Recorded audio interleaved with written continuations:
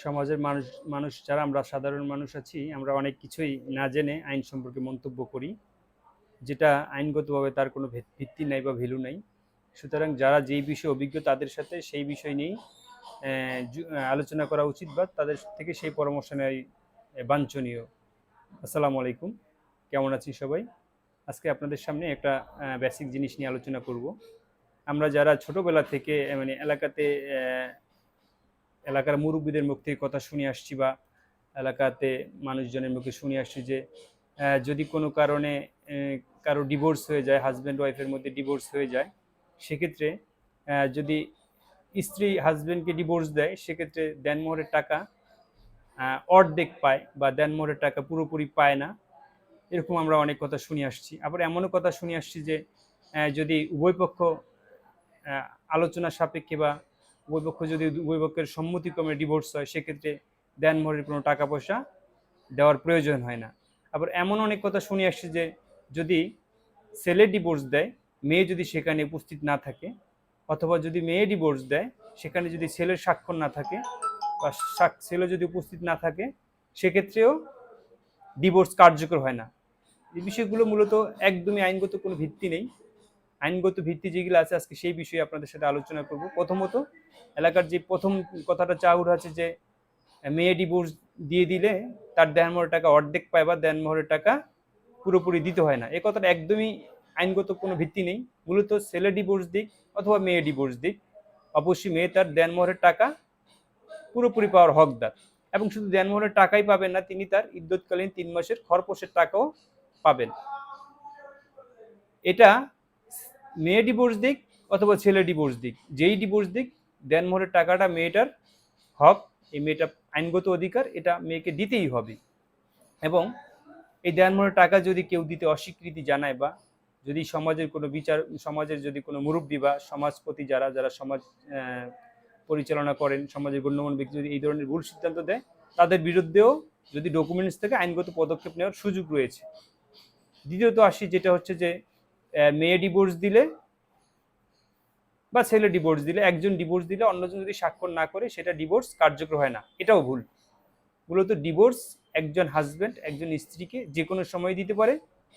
তার সাথে ভালো সম্পর্ক থাকা অবস্থায় ডিভোর্স দিতে পারে, খারাপ সম্পর্ক হলেও ডিভোর্স দিতে পারে। ডিভোর্সটা আইনগতভাবে ডিভোর্স দেওয়া বৈধ। আমাদের ইসলামিক আইনেও ডিভোর্সটা সর্বনিম্ন মানের বৈধ কাজ হিসেবে ঘোষণা করা হয়েছে। সুতরাং ডিভোর্স যে কেউ দিতে পারবে। হাজব্যান্ড চাইলেই তার স্ত্রীকে ডিভোর্স দিতে পারবে, স্ত্রী চাইলেই তার হাজব্যান্ডকে ডিভোর্স দিতে পারবে। ইভেন আমার স্ত্রীর কোনো দোষ নেই, আমি চাইলেই ডিভোর্স দিতে পারবো। আমার হাজব্যান্ডের কোনো দোষ নেই, হাজব্যান্ডের কোনো দোষ নেই, আমার কোনো দোষ নেই, চাইলেই আমার স্ত্রী আমাকে ডিভোর্স দিতে পারবেন।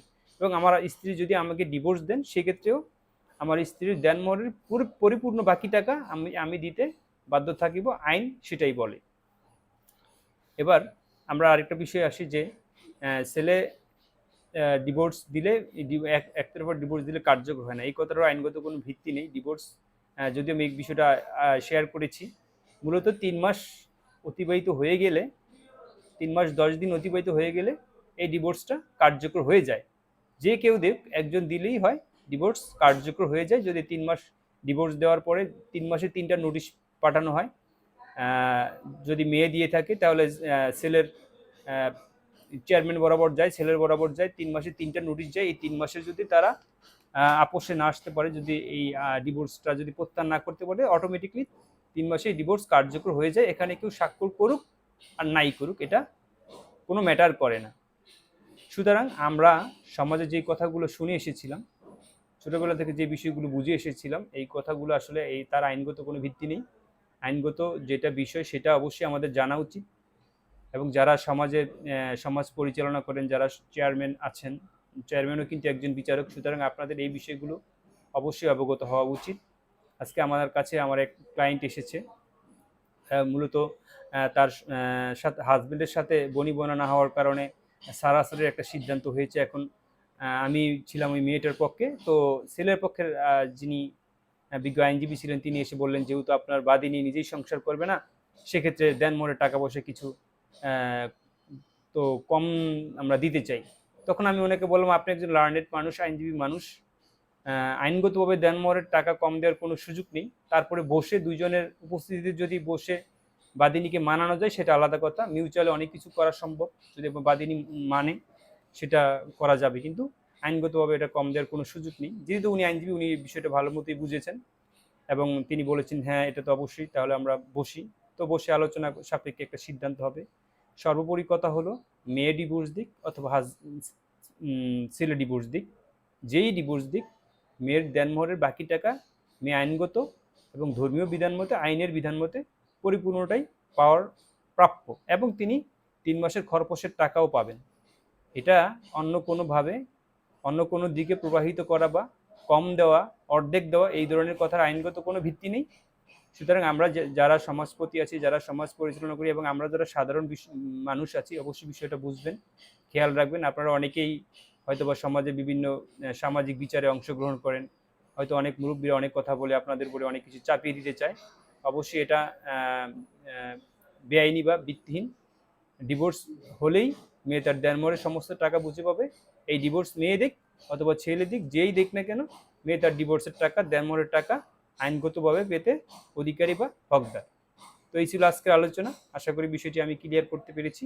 যদি কারো কোনো প্রশ্ন থাকে, কোনো কিছু জানার থাকে, অবশ্যই আমাকে কমেন্টস বক্সে লিখে জানাবেন। আমি আপনার সেই প্রশ্নের উত্তর দেওয়ার চেষ্টা করব।